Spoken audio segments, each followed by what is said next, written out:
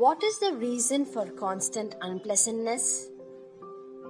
How do Ramayan solves this problem?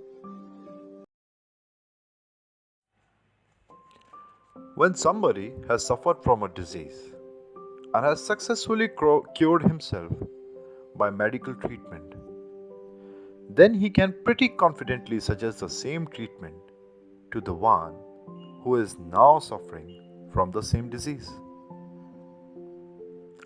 Also, the patient will accept the advice of an experienced one with confidence in comparison to the one who has not dealt with that same disease.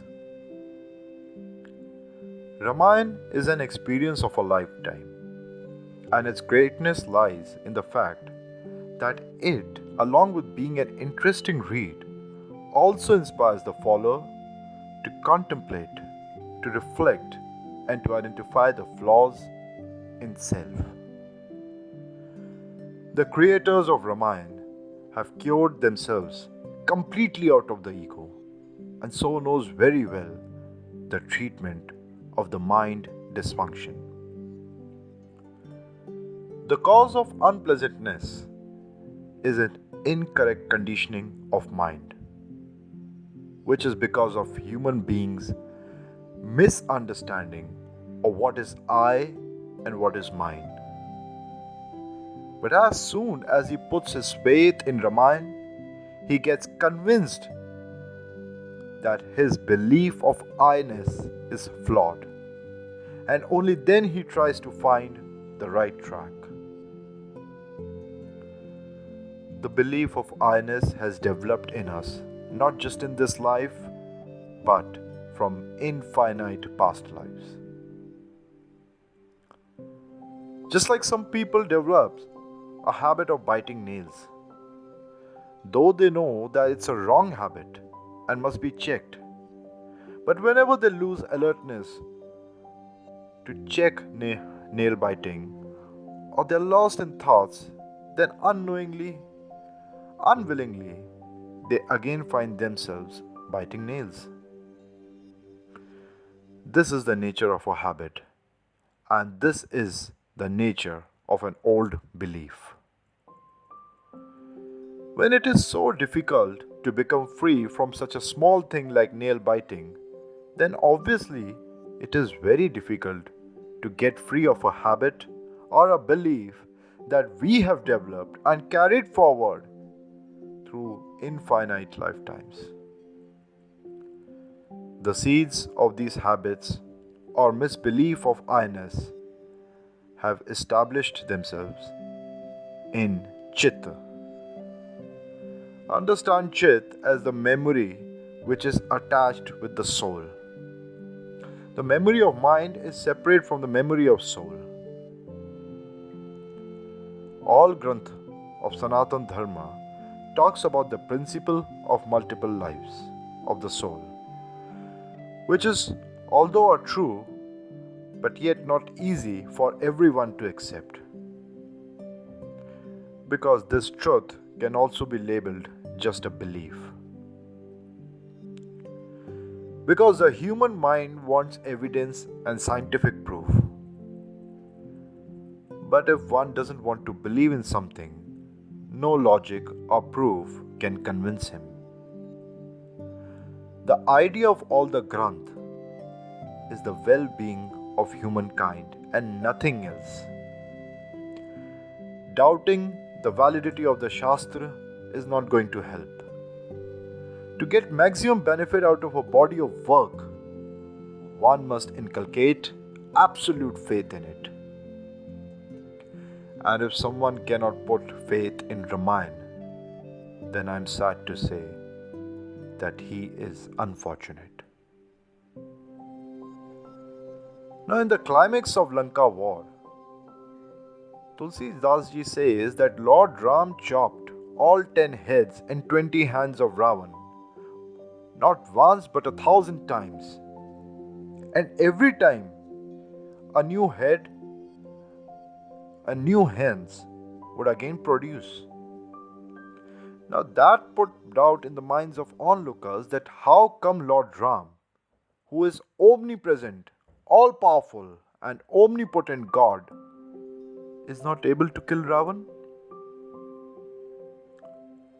This question is not just about Ravan, but is connected with all of us. When Lord Ram says that he is in the heart of every being, then why doesn't he freeze the being from the flaws of mind, ego, maya, illusion, and all negativities of life? Why does being has to himself pass through the whole detoxification process of mind? The answer is that if the patient is not willing and not cooperating, then even the best doctor cannot cure his disease. Only when the patient follows the doctor's prescription, instructions, and treatment can he become healthy again. And if a highly qualified doctor prescribes the medicine and leaves, and after that the patient throws away the same prescription, then the patient cannot expect a cure for his disease. Similarly, even though Lord Ram is the greatest healer and teacher, but if Ravan or the human being doesn't want to cooperate, then even the omnipotence of the God fails in curing the dysfunction of the mind. Ravan, 20 hands and 10 heads, signifies the I-ness. Just like Ravan was attached with his heads and hands and would again and again regrow them, similarly, we are also very attached with the same I-ness, that is, I am this mind, I am this body, I am this name, and I am this identity. And just like Ravan, we too don't want to let go of this attachment. And that means we are not cooperating with Lord Ram, who is the supreme universal intelligence, who at every moment of our life just wants happiness and well-being for us. Cooperation of a being is a choice which Lord Ram has given to him. Every principle and every law of the universe has been created by the same universal intelligence. There is no other entity which can spoil its plans. Lord Ram can destroy the time and the space in a fraction of a second, but he leaves the choice on the being to accept his words or not. Now, Lord Ram agrees that for the being, the belief of I-ness is not easy to get rid of. So, to kill Ravan or to eliminate this I-ness, he shoots the arrow on the navel of Ravan. Now, his navel symbolizes the seat of Chitta, which, like I said, is the memory of the soul. And this Chitta is the storehouse of the wrong belief and habits of many past lives.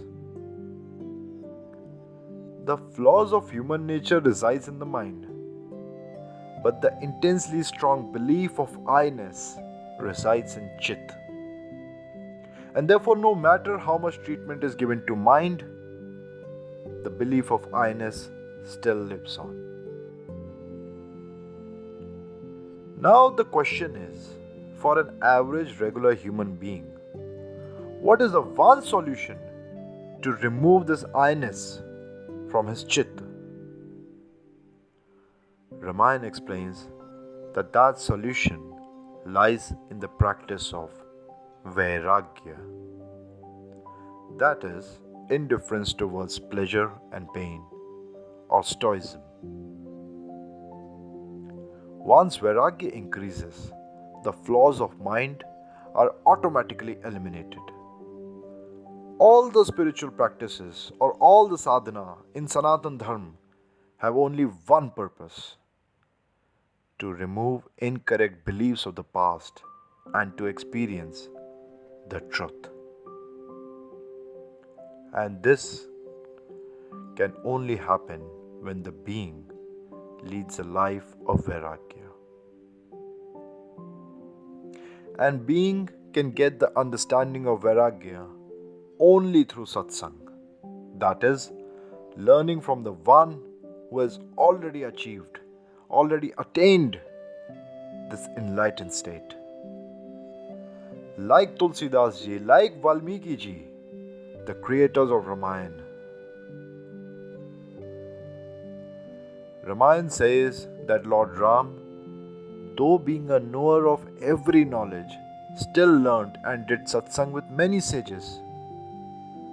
So why did God needed satsang? The point Lord Ram wants human beings to understand, is to value the wisdom of enlightened one. And only then can the progress will come effortlessly. And only then can the constant unpleasantness will totally be eliminated from our lives. Jai Shri Ram.